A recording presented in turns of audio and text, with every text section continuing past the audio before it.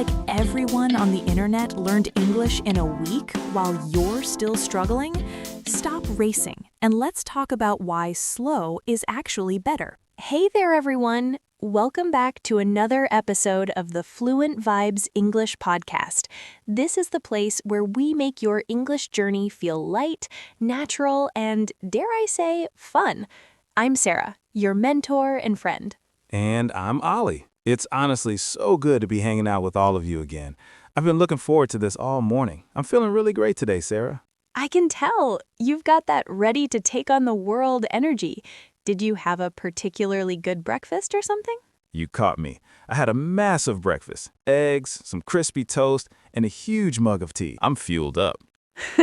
Nothing beats a good tea. I've got my coffee right here next to me. It's warm, it smells amazing. It's basically a hug in a cup. Coffee is definitely your superpower. And we're going to need that energy because today's topic is one of my absolute favorites. It's a game changer. It really is.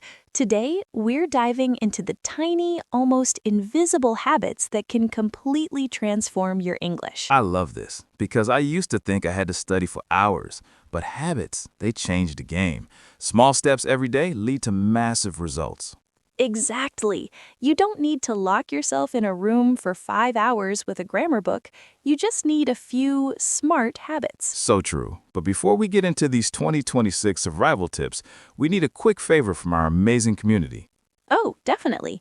If you're listening and you feel like you're finally getting English with us, please hit that like button. It really helps the channel grow.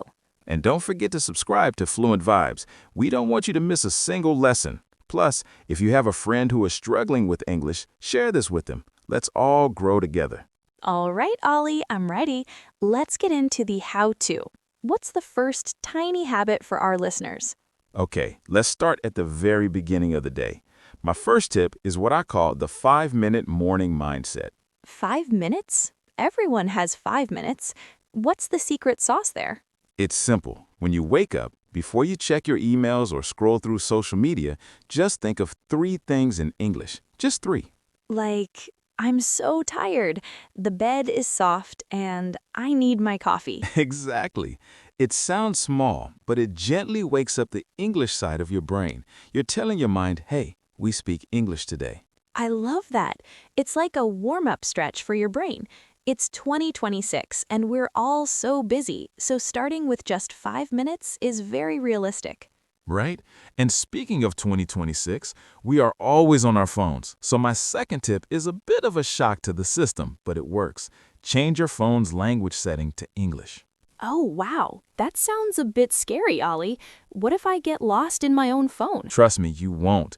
You already know where everything is. You know the icon for settings, you know where your messages are. Your fingers remember the way. That's a good point. So instead of seeing configuraciones or parametre, I see settings every single day. I'm learning the words without even trying.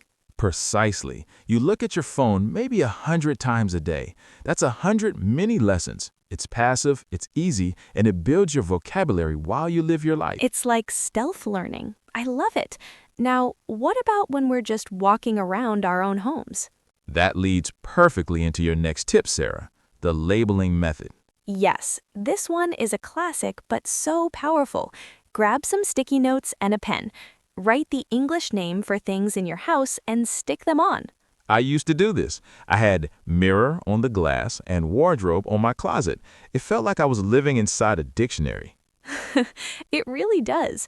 And nowadays, you can even use AI apps to scan objects and get the word instantly. But there's something special about writing it down. Every time you brush your teeth, you see sink.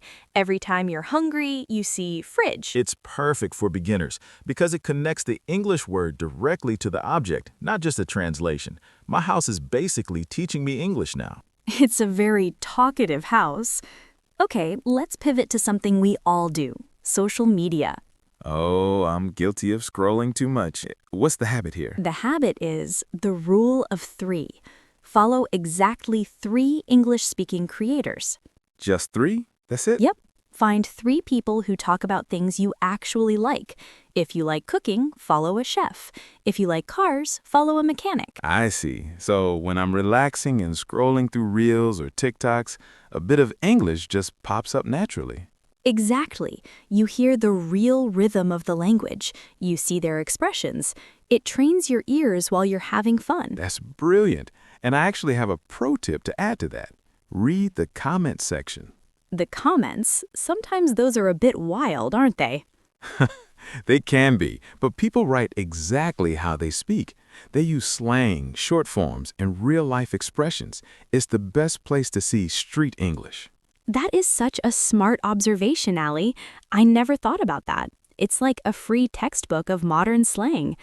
Okay, let's talk about the scary part, speaking. Ugh, the fear factor. How do we make a habit out of that? Try narrating your life. When you're home alone, just say what you're doing out loud. I'm making a sandwich. I'm putting the cheese on the bread. The cheese looks delicious. Sarah, do you actually talk to your sandwich? Sometimes. It sounds silly, but it builds muscle memory in your mouth. You get used to the sounds without the pressure of someone watching you. That's actually really deep. I'm putting on my shoes. My shoes are black. I'm opening the door. It's simple, but it builds that confidence bridge. Exactly. No judgment, no stress. Just you and your English. And since it's 2026, we have those AI assistants everywhere. I started talking to mine for 2 minutes a day. Only 2 minutes? That's all you need. I ask about the weather or tell it I'm tired. The AI is so patient.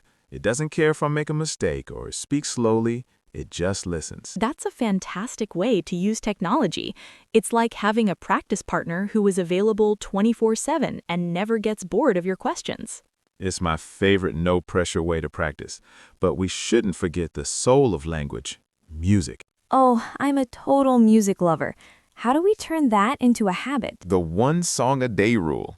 Listen to one song in English and actually look at the lyrics. Most apps have the lyrics scrolling on the screen now, which is so helpful. I love to sing along. It helps with the flow of the language. You learn how words link together, like how going to becomes gonna. You don't learn that in a grammar book. You feel it in a song. It's an educational party. Okay, I have a very practical one for the weekend, the English shopping list. Wait, so instead of writing leche, I write milk? Exactly. Write your whole list in English.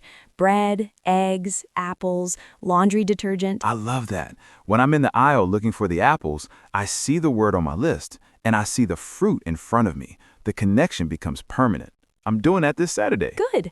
Now let's wrap up the day. Do you have a nighttime routine? I do. It's the one-sentence journal. A journal sounds like a lot of work, Ollie.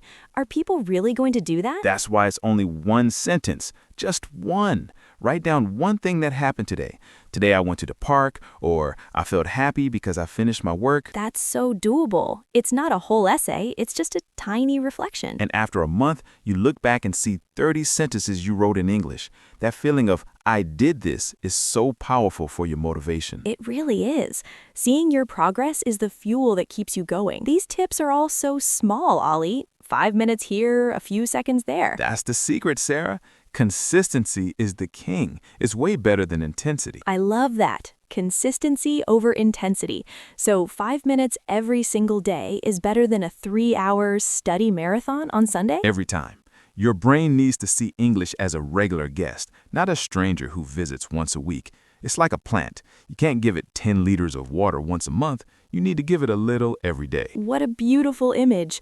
My English plant is definitely thirsty today. Mine too. And we can even water it while watching movies. Have you tried those dual subtitles? Oh, the ones where you see your language and English at the same time? They're incredible. You see the structure of the sentence as you hear it. It's like the movie is explaining itself to you. I've learned so many natural phrases that way. I'm laughing at a comedy, but my brain is actually working. It's the best kind of learning. Okay, Ollie, before we finish, let's give them one last mindset habit. The curiosity habit. Whenever you see something and don't know the English name, look it up immediately. I do this. I'll see a weird-looking tree or a tool in the kitchen and think, wait, what is that in English? Exactly. In 2026, you can just point your camera at it and the AI tells you. But the real habit is the curiosity, the habit of asking the question. How do I say this in English? That's the most important sentence you can learn. Wow, Ollie, we covered a lot. I feel so inspired to go check my labels now. Me too. I'm starting my one-sentence journal tonight, I promise. I'll hold you to that. And for everyone listening, please remember, you don't have to do all of these. Definitely not. Don't try to change 10 things tomorrow. You'll get tired. Just pick one morning habit and maybe one night habit. Start small, stay consistent, stay happy. Well, we're coming to the end of today's chat, but let's do a quick recap. We started with the 5-minute morning, 3 thoughts in English. Then the phone language swap. We talked about labeling your house and following 3 English creators to keep your social media feed productive. Don't forget narrating your day and chatting with your AI assistant for 2 minutes. Plus, the 1 song a day rule and the English shopping list for your groceries. Plus, the one-sentence journal at night and staying curious about every new word you see. All these tiny things make English a part of who you are. It stops being a subject and starts being a habit. And that's when the magic happens. We really hope these tips help you guys feel more confident. We want to hear from you. Which of these habits are you going to try tomorrow morning? Or maybe you have a secret habit of your own. Tell us in the comments. We read every single one and we love seeing your progress. Don't forget to subscribe to Fluent Vibes English Podcast and give us a thumbs up. Share this with your friends who need a little boost. Thanks for spending time with us today. You're doing better than you think. Keep going. You've got this. Stay curious, stay consistent, and we'll see you in the next one. Bye, everyone. Bye-bye.